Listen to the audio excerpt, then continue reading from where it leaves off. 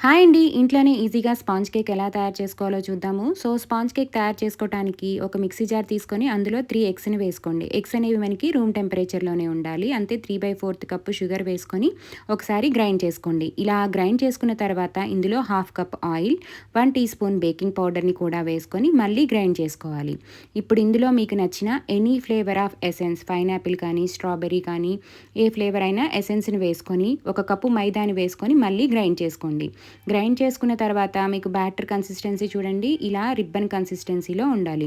ఇప్పుడు ఒక కేక్ టిన్నుని తీసుకొని కేక్ బేక్ చేసుకోవడానికి ఒక కేక్ టిన్నుని తీసుకొని అందులో బటర్ పేపర్ని వేసుకొని మనం ముందుగా రెడీ చేసుకున్న బ్యాటర్ని వేసుకొని 2-3 సార్లు ట్యాప్ చేసి పక్కకు పెట్టుకోండి. ఇప్పుడు స్టవ్ వెలిగించేసి ఒక కడాయి పెట్టి ఒక స్టాండ్ని పెట్టుకొని మూత పెట్టేసి 5 నిమిషాలు ముందుగానే ప్రీహీట్ చేసుకోవాలి.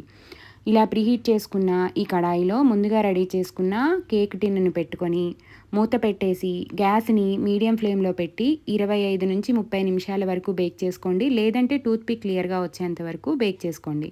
మీకు ఈ వీడియో నచ్చినట్లయితే like, share and subscribe my channel.